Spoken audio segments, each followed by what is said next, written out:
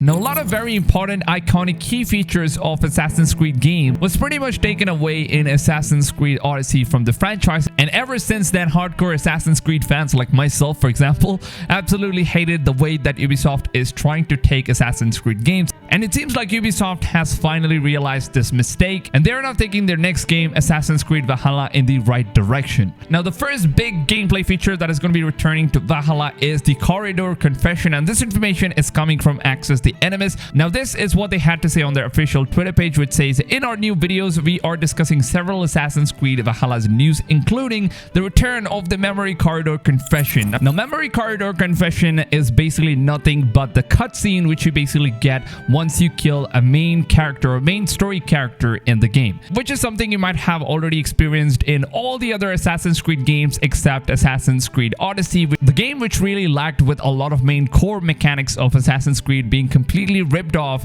and at the end Assassin's Creed Odyssey felt like that does not belong in the Assassin's Creed universe, and I am beyond happy to see that this feature is going to be returning in Assassin's Creed Valhalla. Now, if you guys have played Assassin's Creed Origins, then this game had one of the best Corridor Confession system, where you basically had this really dark cutscene after you kill a main boss in the game, where you get to interact with these bosses and they basically confess all the truths to Bayek before they pass away. So it's pretty much like your enemy's last words before they actually die and move on to their next life. So these cutscenes are going to be triggered from your enemies, so that is the reason you're going into this different fantasy magical world and trying to interact with the spirits of your enemies and getting to know the information that you seeked in order to assassinate these characters. Now, I'm just beyond excited to see that the Memory Corridor Confession is now finally returning to Assassin's Creed Valhalla, and also the game is trying to stick to its own roots and trying to be that Assassin's Creed game and also have that slight sprinkle of the Vikings era.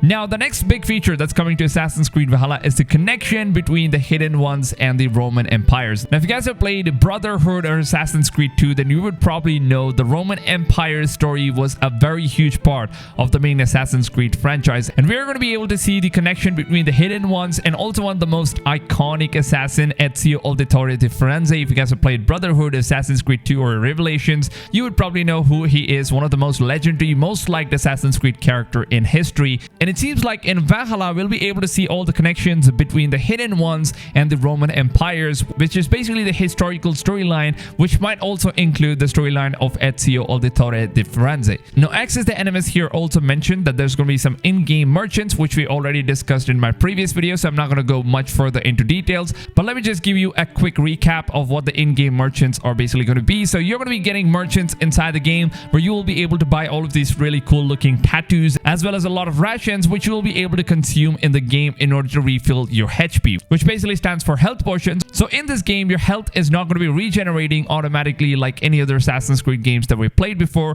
You will now have to manually regenerate your health by eating food and rations, which you will be able to buy from the merchants, or you can also decide to go hunt animals. You can now take their carcass. You can also cook those meat in order to consume them and also replenish your HP, which, by the way, is a really good feature that we've already seen in games like Red Dead Redemption 2, where you could hunt, you could cook, as well as eat those meat in order to replenish all of your cores, which I think keeps that exploration part really fresh. And the game will also give you a reason in order to go explore the world, hunt animals, and also cook and survive and basically explore the world in general. So it is now good to know that we're going to be getting that feature in Assassin's Creed Valhalla. And now moving on to the next one, it seems like we're going to be having some ancient Roman ruins present in this game. Now, what does that mean? Well, if you guys have played Assassin's Creed 2 or Assassin's Creed Brotherhood, then you would probably have a lot of nostalgic memories in this particular location, playing as Ezio Auditore di Firenze. Now, we as Eivor will be able to go revisit this place, and Ubisoft has also confirmed that we will now have a lot of Easter eggs which is related to the Roman Empire, probably also related to Ezio's story and how the Roman assassins, who are now basically called as the Hidden Ones, started their brotherhood. Now, we as players will be able to visit all of these iconic locations. We will be able to explore these locations and also find a lot of Easter eggs related to the Roman empires, which I will of course be covering every single information about that on my channel. Once the game drops, I will be letting you guys know how to find all of these Easter eggs and every single information you need